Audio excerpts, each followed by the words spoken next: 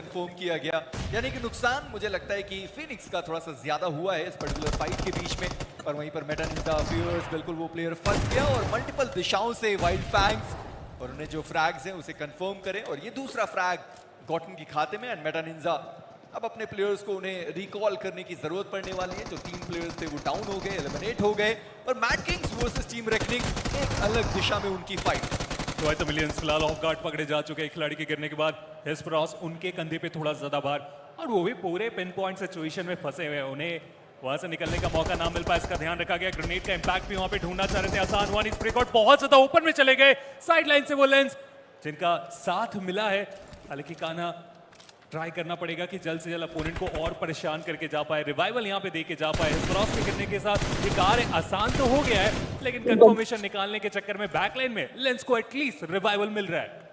जहां पर जो प्लेयर है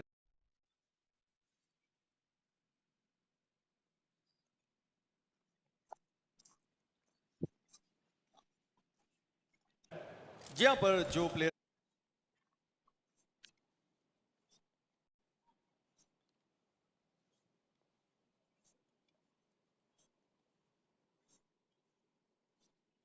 डाउन है, शायद उनका रिवाइवल वहां पर संभव ना हो पाए।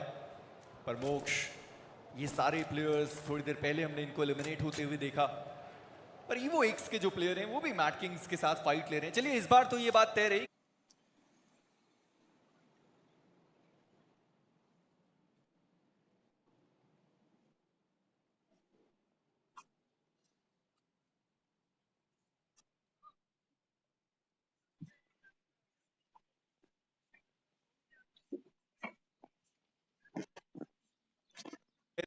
थे, वहां अगेन कोई नहीं गया था। इस बार वापस वो स्टेडियम गए, फिर उनके साथ कोई ड्रॉप क्लैश करता हुआ दिखाई नहीं दिया। पर क्लच गॉड वो फंस गए, सामने देख रहे थे, साइड लाइन पर प्लेयर था, उन्हें पता नहीं था। और एक आसान नॉक कालन के लिए, एक आसान फ्रैग उनके लिए। पर K9 मल्टीपल टीम से फंस चुकी है। स्लग उनका भी एलिमिनेशन हुआ, पर स्मोकर वो अगेन डाउन हो गए। वाइपर उनका एलिमिनेशन हो गया। ये फिनिक्स के लिए अच्छी खबर तो बिल्कुल भी नहीं है। आखिरी खिलाड़ी वहां पे बचे हुए और उन्हें भी चारों तरफ से घेर के रखा गया है।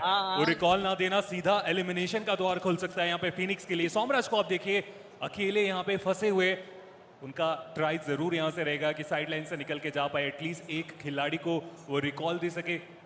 लेकिन उसके लिए जेनेसिस, K9 इन सबको चकमा देने की जरूरत पड़ने वाली है। ओजी कमाल की शुरुआत हुई इस बार, 2 फिनिशर निकाले गए। और देखिए जब स्टार्टिंग मैच से पहले आरू से जब बात हुई थी, उन्होंने साफ बोला था कि कोई प्रेशर नहीं है, जितने पॉइंट्स निकाले गए काफी है फिलहाल हमारे लिए। और इस डे 1 के बाद जब डे 2 की बारी आएगी, अच्छे खासे तरीके से वो वापसी करके दिखाएंगे ओवरऑल स्टैंडिंग में। और एटलीस्ट शुरुआत तो हो चुकी है 2 फिनिशर्स के साथ।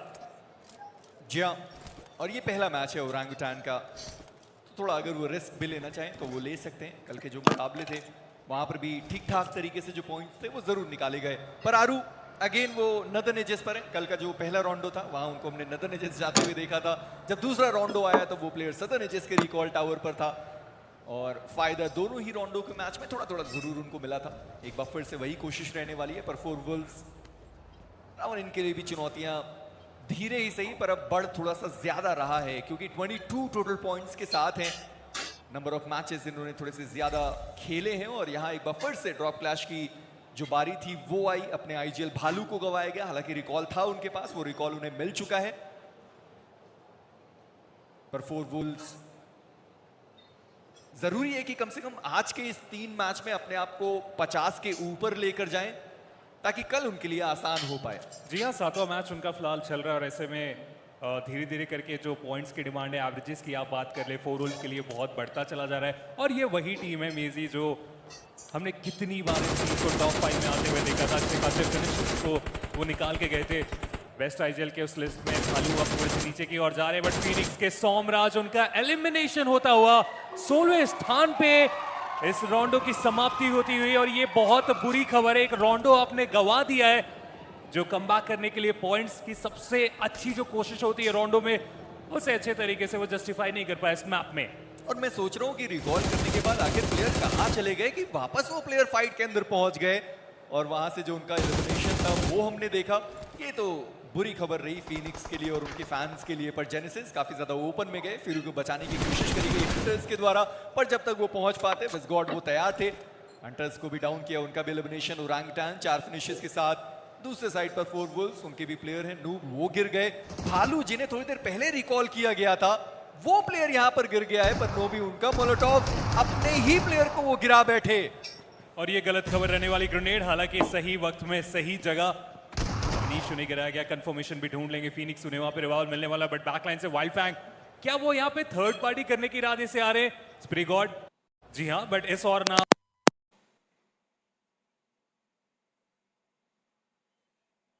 तरफ अपने आप को लेके चले गए, जहां पे 4 उनके खिलाड़ी गिरे हुए, उसका काफी अच्छे तरीके से वो फायदा उठाना चाहेंगे, क्योंकि इमॉर्टल इकलौते प्लेयर यहाँ पे फंसे हुए हैं। नोमी, हालांकि उन्होंने ग्रेनेड फेंका था, वाइल्ड फैंग के कान्हा को गिराया गया, स्प्रे गॉड भी गिर चुके हैं। गोटेन इकलौते प्लेयर इस पॉइंट पे, और नेबुला स्पोर्ट्स जो यहाँ पे थर्ड पार्टी करने के इरादे से आए थे, उनके लिए भी कार्य उतना अच्छा ना हो सके, इसका ध्यान रखा गया। बट गोटेन, स्प्रे गॉड के ऊपर वो कनेक्शन वाइल्ड फैंग गवा देंगे यहाँ पे स्प्रे गॉड को। और 4 वुल्व्स, उनका एलिमिनेशन हो गया। इस मैच में वो ज्यादा कुछ कर नहीं पाए, पर K9 वर्सेस गॉडलाइक, उनकी भी फाइट की शुरुआत हुई थी, जहां पर गॉडलाइक वो अपने 2 प्लेयर्स को गवा चुके हैं। जॉनथन थोड़ी देर पहले ही उनको रिकॉल दिया गया था, पर K9 उनके पास फिनिशेस आए वो 2, पर वाइल्ड फैंग्स जो थर्ड पार्टी करने के लिए आए थे उनको ज्यादा फायदा मिला नहीं है।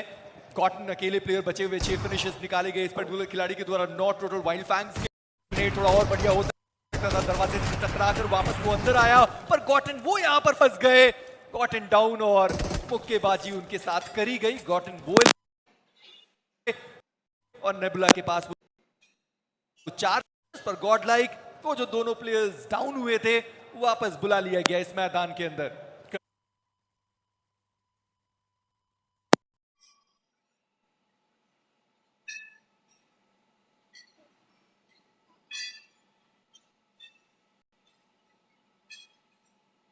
वो रिकॉल का ऑप्शन बचा हुआ है, अपने तीनों ही खिलाड़ी को एक बार फिर से वापस बुलाने वाले हैं। और सेंसे तो सर्कल के बाहर चले गए, ब्लू जोन का डैमेज ले रहे हैं, और तो वहां पे जाके रिकॉल का इस्तेमाल करने का डिसीजन बनाया गया। मेटा निंजा ओवरऑल स्टैंडिंग में इंपैक्ट बहुत कमाल का था डे 1 में।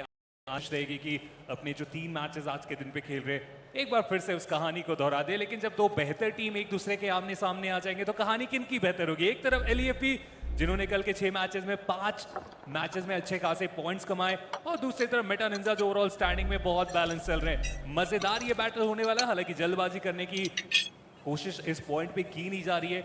LEFP अपने 3 रिकॉल का इस्तेमाल कर चुके हैं, उन्हें पता है कि इस पॉइंट पे अगर अब नुकसान होता है तो अपने खिलाड़ी को बुलाना वो मुश्किल होगा। बट सर्कल का शिफ्ट देखिए पूरे तरीके से स्टेडियम के ऊपर, और इकलौती टीम गॉडलाइक जो सर्कल के डॉट सेंटर में है, हालांकि उनकी भी तैयारी अब यहाँ से होने वाली, क्योंकि मल्टीपल टीम्स उनकी ओर जा रही है। पर इसी बीच नेबुला और सिनवे, उनकी फाइट की शुरुआत हुई। फिनिक्स हालांकि किसी और टीम ने उनको डाउन किया था, हालांकि रिवाइवल वो संभव हो जाने वाला है, पर नाइट इसी बीच उनका एलिमिनेशन हुआ। टीम रेकनिंग आज के दिन पर बढ़िया फॉर्म में चल रही है। वो टीम 3 प्लेयर्स को रिकॉल किया गया रेकनिंग की तरफ से, पर नाइट उन्हें भी रिकॉल दे दिया गया। और ये सारी ही टीम्स आप सोचिए जोन के बाहर है। निंजा बॉय वो जोन के बाहर, स्लग वो जोन के बाहर, और ओमेगा एंड नाइट ये 2 प्लेयर हैं जो जोन के अंदर इस वक्त मौजूद हैं। ईवो एक्स वो उनसे ज्यादा दूर तो नहीं है, पर जॉनथन उन्होंने नॉक निकाला है डेट्रॉक्स के ऊपर, वो फ्रैग कंफर्म किया गया। पिछले मुकाबले में देखिए मिथ ने बढ़िया खेला था, एंगल का मैच वो भी शानदार खेल कर गए थे, पर यहां फंस गई ये टीम गॉडलाइक के हाथों। मान्या एक और नॉक, एक और फ्रैग गॉडलाइक के खाते में। कल से हम देख रहे हैं कि मान्या जब भी किन्हीं के ऊपर भी स्प्रे कर रहे हैं, उनका बचना बहुत मुश्किल हो रहा है। चाहे आप गाड़ी से निकलने की कोशिश में हो, मिड रेंज में आप कवर के साथ अपने आप को बना के रखे हो, उसका काफी अच्छे तरीके से फायदा उठाया गया। और जी हाँ, स्टेडियम खुद भी बोल रहा है, ओए क्या सीन है। जी हाँ, वो सवाल पूछ रहे थे क्या सीन है, ऑडियंस ने जवाब दिया है उसका कि बढ़िया सीन चल रहा है। अभी के लिए गॉडलाइक के पास वो 2 फ्रैग्स आ चुके हैं, जोन का सेंटर उनके पास है, कहीं जाने की जरूरत नहीं। और मैं मिथ के हर्षल को देख रहा हूं कि अब वो जोन के एजेस जो प्लेयर है वो पहुंच चुका है। नेबुला के लिए रावण जो परेशानियां हैं वो खत्म हो ही नहीं रही हैं। एक टीम से होकर गुजरती है, दूसरी टीम उनके पास पहुंच जाती है। क्राडोस वो भी एलिमिनेट हो गए, फिनिक्स वो भी इस मुकाबले से बाहर हो गए, और शायद वो हर्षल हैं जिन्होंने अपने दोनों ही प्लेयर को रिकॉल कर दिया। जी हाँ, मिथ के जो 2 प्लेयर डाउन हुए थे उनको वापस से इस मुकाबले में बुलाया जाएगा, और अब मिथ एक बार फिर से अपने 4 प्लेयर्स के साथ, पर इस बार उनके पास एडवांटेज थोड़ा सा ज्यादा है। नदन एजेस का कंट्रोल है उस टीम के पास। काफी बेहतर उनके लिए वो प्लेइंग एरिया वहां पे देख रहे हैं। कोई भी टीम फिलहाल के लिए दूर दूर तक है नहीं जेनेसिस, हालांकि सर्कल के काफी ज्यादा बाहर है। एक बार सर्कल हमारे आंखों के सामने आ जाए तो चीजें और बेहतर से हम देख पाएंगे। हालांकि कान्हा वो गाड़ी से गिर के यहाँ पे नॉक हो गए, ये उनके लिए अच्छी खबर होगी नहीं।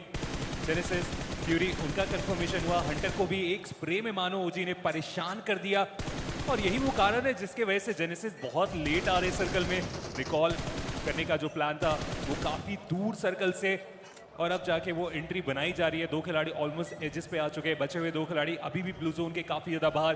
कान्हा हालांकि दूसरी तरफ कॉडेक्स को गिराने में हुए कामयाब, रेकनिंग उनके लिए चीजें बेहतर ना हो सके उसका ध्यान रखा जा रहा है। K9 की तरफ से लिवाई इस गाड़ी से निकलने का प्लान तो अच्छा था लेकिन एग्जीक्यूशन उतना अच्छा ना हो सके, इसका ध्यान रखा गया EOX की तरफ से। पर K9 उनका स्प्लिट हमेशा बहुत ज्यादा बड़ा रहता है और जैसे मैं कह भी रहा था, ओमेगा और नाइट दो ही प्लेयर यहाँ पर थे, निंजा बॉय और स्लग वो तो बहुत दूर थे। और अच्छी बात रही कि सही समय पर जो प्लेयर्स हैं वो आ चुके हैं और अब एकजुट एक साथ K9 प्रहार करने के लिए तैयार। रेकनिंग के ऊपर जो प्लेयर डाउन थे उनको एलिमिनेट किया गया और नाइट एक बार फिर से शुरुआत बढ़िया दिलाई अपनी टीम को। 3 जो फ्रैग्स हैं वो उन्होंने कंफर्म किए, स्लग उनके खाते में वो जो एक फ्रैग है वो जा चुका है। जोन का अगला शिफ्ट गॉडलाइक वो अभी भी जोन के अंदर है। LEFP बढ़िया पोजीशनिंग उनके पास, सिनवे 3 ही प्लेयर्स के साथ है पर जोन का अच्छा एडवांटेज उनके पास भी मौजूद है। नेबुला भले देखिए अपने चारों प्लेयर्स के साथ हैं पर उनके मल्टीपल प्लेयर्स हैं जो जोन के बाहर, और मैं आदि को देख रहा हूं कि वो वेस्टर्न एजेस तक पहुंचे हैं। और सेम कहानी वाइल्ड फैंग्स के लिए जहां पर सेंसे शायद अकेले हैं जो जोन के अंदर पहुंचे, बाकी प्लेयर्स जोन के बहुत बाहर हैं। ये कैलकुलेटेड मूव हम बोल सकते हैं कि रिकॉल किया गया और एक खिलाड़ी जो खुद आईजीएल थे वो सर्कल का एज ढूंढने चले गए। बाकी प्लेयर जो ग्राउंड टच किए जब तक वो सर्कल में आएंगे उनके आईजीएल साहब ऑलरेडी एजेस में वो जगह बना लेंगे। बट ये रिस्की भी है, अगर आपकी पोजीशन रिवील हुई तो आपका एलिमिनेशन होगा। हालांकि सेंसे के लिए भी आसान रहा, आदि के लिए भी आसान रहा, बाकी प्लेयर जो बैक लाइन से आ रहे हैं काफी आसानी से वहां पहुंच जाएंगे। चलिए मेरे बोलते के साथ आदि को थोड़ा नजर सा लग गया, गिर चुके हैं वो, उनका एलिमिनेशन काफी होगा। लेकिन ये जो ग्रेनेड था मिथ के ऊपर काफी ज्यादा बेहतर, 3 टोटल फिनिश निकाले जा चुके हैं और स्टेडियम में पूरे तरीके से कब्जा बनाना चाहते हैं गॉडलाइक। पर मैं सोच रहा हूँ कि मिथ के प्लेयर्स थोड़ी देर पहले ही तो यहाँ पर डाउन हुए थे और उसके बावजूद यहाँ पर वापस आना उन्होंने सही समझा। पर शैडो देखिए, स्टेडियम है, ट्रैक है, वहां पर वो गाड़ी चलाने के लिए आए थे, ये थोड़ा मुश्किल हो गया उनके लिए। ट्रैक को कंप्लीट करने भी नहीं दिया गया, उसके पहले ही वो डाउन हुए, उनका एलिमिनेशन हो गया और गॉडलाइक उनके खाते में ये चौथा फ्रैग। जी हाँ मेजी, मतलब कुछ अलग ही करने की कोशिश थी। चलिए उसका खामियाजा वो वहाँ पे भुगते हैं।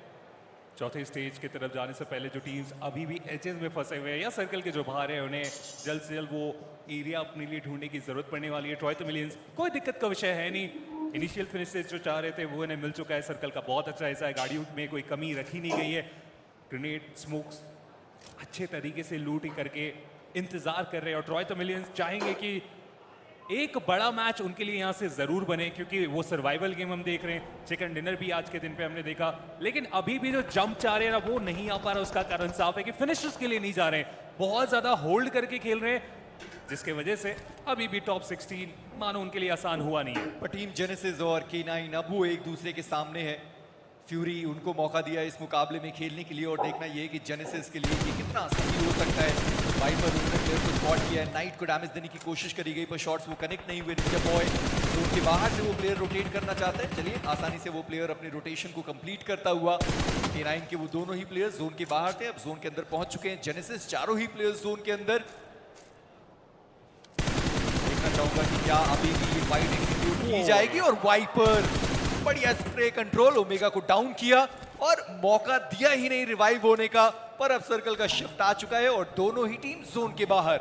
मजेदार ये पूरा स्प्रे रहा, बट LEFP उन्होंने भी फाइट की शुरुआत की है सर्कल के सेंटर के आसपास नहीं, लेकिन शिफ्ट के बाद थोड़ा सा वेस्टर्न साइड पे गए और अब जब सर्कल की तरफ जाने की कोशिश में है तो मिथ का सामना जरूर वो कर रहे हैं और बेहतर कर रहे हैं। बट फ्यूरी काउंटर अटैक उनके ऊपर, ओमेगा को आपने बाहर किया तो इतनी आसानी से आपको भी रोटेशन नहीं करने दिया जाएगा, इसका ध्यान रखा जा रहा है K9 की तरफ से। हालांकि कंफर्मेशन के लिए जो एंगल यहाँ से डिमांड कर रहे हैं वो ना के बराबर है, गाड़ियों का काफी अच्छे तरीके से कवर है, स्मोक भी वहां पे आ चुका है, वाइपर अभी भी कवर फायर दे रहे हैं, तो ऐसे में स्लग उन्हें अब हार्ड कवर में ही रहने की जरूरत पड़ने वाली है। लेकिन अच्छी कवर रिकॉल कर दिया गया है, ओमेगा एक बार फिर से इस लॉबी में वापसी करेंगे। और ये पहली बार नहीं है कि जोन के बाहर हमने K9 को अपने प्लेयर्स को रिकॉल करते हुए देखा है, बड़े बड़े रिस्क लिए गए K9 की तरफ से और ये एक और रिस्क जो उनके लिए फायदेमंद साबित होता हुआ ओमेगा इस मुकाबले में वापस आ चुके हैं। पर अब चारों ही प्लेयर्स थोड़ा जोन के बाहर हो चुके हैं। ओमेगा उनके पास मात्र यूएमपी दिखाई देगी क्योंकि वो अभी रिकॉल होकर आए, पर स्लग गाड़ी उन्होंने उठाई है, वहां से वो निकलना चाहते हैं, स्मोक करना होगा, बिना स्मोक के आप नहीं जा सकते। टायर वहां पर ब्लास्ट करी जाएगी वाइपर के द्वारा, और स्लग लगता तो नहीं है कि सही सलामत वो प्लेयर वहां से निकल भी पाएगा क्योंकि गाड़ी के ऊपर अब डैमेज बहुत ज्यादा दे दिया गया। और वाइपर जब ओमेगा के स्प्रे में नहीं चुके तो यहाँ पे तो बिल्कुल नहीं, बट ओजी के खिलाड़ी रहेंगे जो कि सर्कल के अंदर K9 से फाइट कर रहे हैं। नाइट उनका एलिमिनेशन हो चुका है इस मैच से, ओमेगा उनके लिए भी दिक्कतें वहां पे बढ़ाई जा रही है, बट स्लग क्या वो यहां से बच के निकल पाएंगे क्योंकि निंजा बॉय उनका भी नुकसान हो चुका है इस पॉइंट पे। ब्लास्ट का इंपैक्ट एलिमिनेशन का कारण बन सकता था साइडलाइन से, अभी भी वो ओजी कंटिन्यूअसली स्प्रे कर रहे। स्लग मुझे लगा कि वो रिवाइवल की तरफ जाएंगे, बट उन्होंने अपने आप को वहां से आगे की ओर लेके जाना इस पॉइंट पे ठीक समझा, वो जा रहे सीधा सर्कल के सेंटर की ओर। और अच्छी बात है कि सर्वाइवल पॉइंट्स आप अपनी टीम के लिए निकालना चाहते हैं, और K9 वैसे भी इस पर्टिकुलर मैच में उनके पास 4 फिनिशेस आ गए। आप सर्वाइवल के लिए खेलेंगे, ज्यादा जरूरी वही रहेगा। पर नेबुला वर्सेस मेटा निंजा, उनकी एक अलग तरीके से फाइट चलती हुई सामने से आता हुआ ग्रेनेड फिनिक्स, उनके ऊपर भी डैमेज पड़ा है। नोमी उनको पहले से ही डैमेज पड़ा, पर पावर उन्होंने स्लग को देख लिया और ज्यादा सर्वाइवल गेम प्ले उनका हुआ भी नहीं। पर फियर्स उनका ग्रेनेड, जहां पर ग्रैंडोस वो यहां पर डाउन हो गए, फिनिक्स उनकी तरफ से वो पलटवार आया, पर फियर्स का एक और शानदार ग्रेनेड, फिनिक्स वो भी डाउन हो गए। अब जो 2 खिलाड़ी आगे थे उनके गिरने के बाद बचे हुए 2 खिलाड़ी क्या फाइट को कंटिन्यू करेंगे या फिर सर्कल को ज्यादा महत्व देने वाले हैं, क्योंकि सर्कल की बाहर ये पूरी बैटल हमें देखने को मिल रही है। अपोलो कोई कमी रखेंगे नहीं, फियर्स को आप देखिए इंडिविजुअल 4 फिनिशर निकाल चुके हैं। नेबुला जिस और जा रहे हैं वहां पे वाइफांग का भी खतरा रहेगा, और जी आदि उन्हें तो हवा से नीचे की तरफ लेके आया गया, उनका कंफर्मेशन भी ढूंढा जाएगा, कोई कमी की नहीं गई। नोमी उनका भी एलिमिनेशन, नेबुला स्पोर्ट्स उनका अंत होता हुआ केवल 5 ही पॉइंट्स निकाल के जा पाए और प्लेसमेंट के 0। देखिए टर्मी की पोजीशनिंग अभी हमने देखी, 7वें आसमान पर है वो खिलाड़ी। अब देखना ये कि अगर जोन यहां से दूर गया तो टर्मी किस तरीके से नीचे आने वाले, क्योंकि वाइल्ड फैंग्स कोई तो एक प्लेयर था जो उनकी तरफ देख रहा था, शायद उनकी पोजीशनिंग उनको पता हो, वहां से उन्होंने थोड़े बहुत शॉट्स कनेक्ट करने की कोशिश करी गई होगी उनके द्वारा, इसलिए गॉटन या फिर सेंसे दोनों में से किसी एक को तो पता है कि टर्मी वो ऊपर की साइड पर बैठे हैं, और गॉटन ये मुकाबला उनके लिए शानदार चल रहा है। 7 टोटल जो फिनिशेस हैं वो निकालेंगे। जी हाँ, सेंसे उनको पता है कि ऊपर की साइड पर एक खिलाड़ी मौजूद है, गॉड उनके ऊपर शॉट देने की कोशिश करी गई, पर मात्र वो कोशिश ही रही, कामयाबी में वो तब्दील हो नहीं पाई। पर देखिए सर्कल का जो शिफ्ट है वो अब टर्मी के पास आ चुका है, यानी थोड़ी और देर के लिए वो ऊपर रुक सकते हैं काफी आसानी से, और वाइल्ड फैंग के लिए चीजें थोड़ी साधारण कर सकते हैं इस पॉइंट से। खतरा बस ये एक है कि एक गलती आपको एलिमिनेशन ही दिखाएगा, रिवाइवल का यहाँ पे दूसरा मौका तो आपको नहीं मिलने वाला। वाइल्ड फैंग एक बहुत बड़ा स्प्लिट वेस्टर्न साइड में बनाया जा चुका है। मेटा निंजा उनकी भी पोजीशन टर्मी ने यहाँ पे देख ली है, बट स्प्रे करे तो करे कैसे, एंगल मिल ही नहीं रहा से। उनकी एचपी काफी ज्यादा वहां पे कम हुई है, थोड़ा टाइम डिमांड करेंगे रिकवर करने का। रोटेशन का जब पार्ट आएगा ना मेजी, नॉर्दर्न साइड से आप देखिए कितनी सारी टीम है जिन्हें आगे जाने की जरूरत पड़ने वाली है। आप जेनेसिस को सर्कल के बाहर देख सकते हैं, ओजी को सर्कल के बाहर देख सकते हैं, रेकनिंग को भी मुश्किलों का सामना करना पड़ सकता है, और इसका पूरा फायदा वहां पे गॉडलाइक और मेथ उठा के जा सकते हैं, क्योंकि वही 2 टीम्स है जिनके पास वो हार्ड कवर भी है और वो मौका भी। पर टीम जेनेसिस उनको भी अब रोटेट करना है, स्टेडियम के बाहरी दिशा में वो टीम, थोड़ी देर में जो जोन का डैमेज है वो भी उनको पड़ने वाला है। पोटर्मी ऊपरी दिशा से ही सही, पर शैडो को उन्होंने डाउन किया है, डैमेज देने की पूरी कोशिश करी जाएगी, जो फ्रैग्स है उसे कंफर्म करने की कोशिश करी जाएगी, पर रोमन चलती गाड़ी से वहां पर ग्रेविटी को शायद गिराया गया और ग्रेविटी उनका एलिमिनेशन हुआ, और रोमन इकलौते खिलाड़ी बचे हुए अपनी टीम से। बहुत समय पहले उनके जो 3 प्लेयर थे वो एलिमिनेट हो गए थे, पर टर्मी एक और बढ़िया शॉट्स उन्होंने वहां पर कनेक्ट करे, पर ओरंगुटान वर्सेस मैड किंग्स अब आने वाली है ये हेड ऑन फाइट। एक साथ 2 ग्रेनेड फेंका गया, लेकिन रिजल्ट तो दोनों में से किसी एक में भी हमें देखने को मिला नहीं। हालांकि और 2 ग्रेनेड फेंके गए और ये इंपैक्ट बना सकता है, और ये इंपैक्ट बनाएगा विस्कॉट, शैडो को गिराए, साइरेक्स को भी वहां पे गिराया जा चुका है। प्रो सरप्राइज कर सकते हैं, स्क्विल के में शिफ्ट किया गया, पोजीशन से वाकिफ नहीं थे, एक खिलाड़ी को गिराने में हुए कामयाब, दूसरे प्लेयर के ऊपर भी डैमेज देने का प्रयास किया तो गया, लेकिन ज्यादा फायदेमंद हुआ नहीं, और इतने ओपन में जाने के बाद शॉट तक नहीं लिया गया प्रो के तरफ से, और उसका फायदा ओजी।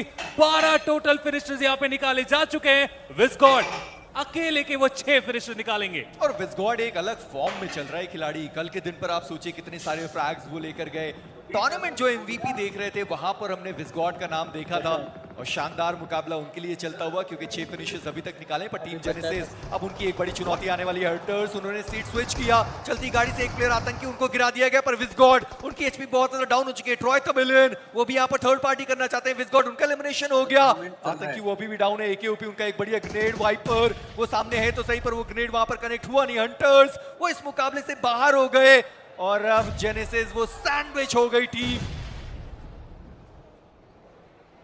ट्रॉय तमिलियन भी वहां पे काफी अच्छे तरीके से पॉइंट निकालते चले जा रहे, लेकिन मान्या उन्होंने वहां पे कोई गलती की नहीं, एके उन्हें गिराया जाएगा और मैच से बाहर भी कर दिया जाएगा। बट जेनेसिस में खराब कॉल बोलूंगा उनकी तरफ से, सर्कल के अच्छे एडवांटेज पे आप थे, आप सर्कल के बाहर आते हैं, फाइट करते हैं, ये कहीं से भी मुझे फायदेमंद तो दिखा नहीं। वो सर्कल के एजेस पे इंतजार करके वो गेट कीप सिनेरियो क्रिएट कर सकते थे, एक बड़ा मैच अपने लिए ढूंढ सकते थे, लेकिन वो मौका उन्हें अब यहां से मिलेगा नहीं। एलिमिनेशन हो चुका है और इसी बीच सर्कल का अगला शिप पूरी तरीके से सेंटर थोड़ा सा सदर्न साइड को फेवर करता हुआ। आरू अच्छी बात है कि सर्कल में कहीं जाने की आवश्यकता पड़ने वाली है नहीं, सर्वाइवल के कुछ पॉइंट्स निकाल के जा सकते हैं। गॉड लाइक अब उन्हें भी वहां से आगे बढ़ने की जरूरत पड़ने वाली है, लेकिन टर्मी जो आप बात कर रहे थे कि वो हाइट का एडवांटेज है, अब उन्हें भी नीचे आने की जरूरत। पर इन सबके बीच में आप ट्रॉय तमिलियन के एडन को तो देखिए, उनके वो 3 प्लेयर उन कंपाउंड्स के अंदर थे, वो अकेला प्लेयर गया था वहां पर फाइट लेने के लिए और जितनी भी वैल्यू उनको मिल सकती थी वो निकालने की उन्होंने कोशिश करी है और ज्यादा टाइम उन्होंने वहां पर वेस्ट किया भी नहीं। जैसे ही उनको पता चला कि अब जोन आ चुका है, अपने प्लेयर्स के पास जाने का समय आ चुका है, वहां से उन्होंने गाड़ी उठाई, अपने प्लेयर्स के पास पहुंचे। बढ़िया गेम प्ले ट्रॉय तमिलियन की तरफ से, थोड़ा रिस्क भी लिया पर उस रिस्क को रिवॉर्ड में तब्दील करके अपने आप को ज्यादा बैकफुट पर डालने की उन्होंने कोशिश की नहीं है। ट्रॉय तमिलियन पहला मुकाबला शानदार रहा था, दूसरे मैच में ज्यादा पॉइंट नहीं लेकर जा पाए, पर इस मैच में 5 फिनिशेस और अपने चारों प्लेयर्स के साथ। लेकिन वाइल्ड फैंग प्ले जोन से बच के जब आगे बढ़ रहे तो हर तरफ से उनके ऊपर अटैक, लेकिन टर्मी कब ये नीचे उतरेंगे ये मान लिए कि वाइल्ड फैंग को यहाँ से जाने तो नहीं दिया जाएगा। सेंस से उन्हें भी गिराने में हुए कामयाब। रिवाइवल यहाँ से भूल जाइए, कंफर्मेशन वो बहुत जल्दी आपको अपना लेने वाला है कुछ ही समय में। बट एलईएफपी उन्होंने भी फाइट की शुरुआत की, वाइल्ड फैंग वहां पे 2 खिलाड़ी जरूर गिरे, लेकिन सिन्वे के अगेंस्ट जब आए तो यहाँ पे भी बच के ना जा पाए, इसका ध्यान रखा जा रहा है। निंजू की तरफ से नॉक करेंगे, कंफर्मेशन भी निकाला गया, मौली का भी वहां पे हिट आ सकता है, बहुत ज्यादा केओस इस पूरे फाइट में, बट निंजू उसके बाद भी इस फाइट को जीत लेंगे। वाइल्ड फैंग उनका एलिमिनेशन होता हुआ, लेकिन मेटा निंजा उनके तरफ से आता हुआ वो थर्ड पार्टी। और निंजू उनको रिवाइवल सही समय पर एग्जीक्यूट करने की जरूरत है। अंदर की साइड पर अगर एक ग्रेनेड गया तो रिवाइवल छोड़िए, वो जो प्लेयर रिवाइव कर रहा है वो खुद भी वहां पर बचने नहीं वाले। रिवाइवल वो संभव हुआ, ग्रेनेड वो भी आगे की दिशा में गया, पर दोनों में से एक भी ग्रेनेड वहां पर कनेक्शन बना नहीं पाए। रिक्स बॉय रावण उन्होंने अपने आप को हील तक कर लिया है, पर निंजू क्या बढ़िया गेम उनकी तरफ से हमें देखने को मिला। पर फियर्स जिन्होंने अभी तक 5 फिनिशेस निकाले हैं, अपोलो का भी साथ मिलता हुआ निंजू वो डाउन हो गए और सिन्वे के आखिरी बचे हुए खिलाड़ी उनका भी एलिमिनेशन हुआ और ये 7वां फ्रैग मेटा निंजा के खाते में। मौली से गिर के वहां पे शैडो, अच्छी खबर रहेगी, कोई दिक्कत का विषय है नहीं, आसानी से वहां पे रिवाइवल बन सकता है। बट गॉड लाइक धीरे धीरे सही सर्कल के एजेस पे आ चुके हैं। ट्रॉय तमिलियन स्वागत करने के लिए पूरे तरीके से तैयार है और आरू एक लौते खिलाड़ी है, क्या यहाँ से वो कुछ करके जा पाएंगे? जी हाँ, एडमिन को गिराया, लेकिन उसके बाद एलिमिनेशन हुआ आरू का, ओजी का, लेकिन उसके बाद ट्रॉय तमिलियन सही वक्त में वो थर्ड पार्टी करते हुए, क्या इसका जवाब है गॉड लाइक के पास? चलिए देखते हैं। मुश्किलें थोड़ी सी ज्यादा होने वाली है क्योंकि एस्पेरोस उन्होंने एडमिनो को एलिमिनेट कर दिया। मान्या एचपी बहुत ज्यादा कम हुई, एस्पेरोस ग्रेनेड बढ़िया, मान्या वो यहाँ पर डाउन हो गए। जॉनथन अकेला बचा हुआ खिलाड़ी अपनी टीम से अपने आप को हील किया है। बूस्टर्स की थोड़ी कमी शायद जरूर होने वाली है, पर ट्रॉय तमिलियन जैसे हम कह भी रहे थे कि आज के दिन की शुरुआत उन्होंने शानदार तरीके से करी और इस पर्टिकुलर मुकाबले में भी 6 फिनिशेस निकाल चुके। पर एलईएफपी वर्सेस मेटा निंजा उनकी एक अलग तरीके से फाइट चलती हुई। व्हाइट टाइगर का बढ़िया ग्रेनेड, रश बॉय वो यहाँ पर डाउन हो गए, हनी के करीब वो ग्रेनेड पर शायद दरवाजा वहां पर बंद था, इसके लिए इंपैक्ट पड़ा नहीं उस ग्रेनेड का। पर ऑक्सिन देखिए, ट्रॉय तमिलियन वो हर जगह फाइट लेना चाहते हैं, हर जगह वो फिनिशेस निकालना चाहते हैं और लेंस का एक शानदार ग्रेनेड, जॉनथन डाउन और गॉड लाइक चौथे पायदान पर उनका भी पतन। और इकलौती टीम जो सर्कल के अंदर है वो रहने वाले ट्रॉय तमिलियन, कहीं जाने की आवश्यकता है नहीं, डिफेंड करने की जरूरत है, लेकिन एलईएफपी जिस फॉर्म से चल रहे हैं इन्हें रोकना अभी तक बहुत मुश्किल हुआ है। इस मैच में भी आप देखिए 10 फिनिशर निकाले जा चुके हैं, हालांकि यहाँ पे सरप्राइज करने के लिए तैयार थे। हनी उन्हें गिराया जा चुका है, टर्मी उनकी मुश्किलें बढ़ाई जाएंगी। व्हाइट टाइगर उनके गिरने के बाद अपोलो उनके कंधे पे पूरा बार, डैमेज काफी ज्यादा, लेकिन उसके बाद अपोलो का भी एलिमिनेशन। एलईएफपी 12 टोटल फिनिशर निकाले जा चुके हैं और वो बताते हुए कि कल के 3 मुकाबले जो हमने खेले थे वो हम कभी भी खेल सकते हैं और ये वो मैच है जहां पर वो अपने चारों प्लेयर्स के साथ 12 फिनिशेस निकाले गए पेट्रॉय तमिलियन। देखिए वो भी किसी से कम नहीं है, इस मुकाबले में 8 फिनिशेस निकाले गए और शानदार जो जोन कंट्रोल है वो उन्होंने करके दिखाया। और थोड़ी देर पहले ही राहुल में ऑक्सिजन की बात कर भी रहा था, अभी भी आप ऑक्सिजन की पोजीशनिंग देखिए, मुझे नहीं लगता कि LAFP कोई भी प्लेयर होगा जिनको पता भी होगा कि ऑक्सिजन है कहां पर। और उन्होंने पहला वो नॉक निकाला हेस्पेरोस, उन्होंने टर्मी के ऊपर दूसरा नॉक निकाला और अब ट्रॉय तमिलियन पुश करने के लिए पूरी तरीके से तैयार। गाड़ी स्टार्ट हो चुका है लेकिन डैमेज इस बात का ध्यान रखना पड़ेगा, रिवाइवल वहां पे एग्जीक्यूट करने का मौका तक ना दे पाए, इसका ध्यान रखा जा चुका है। रश बॉय बैक एंगल से आ रहे हैं, सामने से ग्रेनेड करने का प्रयास, कोई भी एंगल हनी के पास बचा ही नहीं है। क्या आइजल साहब यहां से अपने टीममेट को रिवाइव भी दे पाएंगे? काउंटर ग्रेनेड भी करने का प्रयास, रिपोजिशन सही वक्त में हमें होता हुआ देखने को मिलेगा। जो खिलाड़ी नॉक है वो अपने आइजल की तरफ जाने की कोशिश में थे, हालांकि उनका कंफर्मेशन मैक्स के रूप में हमें देखने को मिलेगा। टर्मी इकलौते हैं उस नॉक के कगार पे, अगर उन्हें यहां से भी रिवाइवल मिल जाए तो एक होप यहां पे जरूर हम मान के चल सकते हैं, लेकिन जी नहीं, वो ग्रेनेड का इंपैक्ट हनी को भी गिराने के लिए हुआ काफी। और अब इकलौता प्लेयर जो कि बहुत ज्यादा अलग खेल रहे, रश बॉय एसक्यूएल के हैंड के पास गिराया जा सकता है, कंफर्मेशन बनाया जा सकता है। जी हां, एक पॉइंट यहां पे निकालने में होंगे कामयाब, लेकिन उसके बाद वो आखिरी शॉट और इसी के साथ विनर विनर चिकन डिनर निकालने में हो जाएंगे कामयाब। ट्रॉय तमिलियंस ओवरऑल स्टैंडिंग में हां नीचे है, लेकिन वापसी 12 फिनिशेस के साथ एक बहुत बड़ा जंप। आज के दिन की जब शुरुआत हुई थी तो 24वें पायदान पे ये टीम हमें देखने को मिल रही थी और आज के दिन का ये दूसरा चिकन डिनर जो ये टीम लेकर के जाते हुए नजर आ रही है। ट्रॉय तमिलियन ई स्पोर्ट्स क्या कंपोज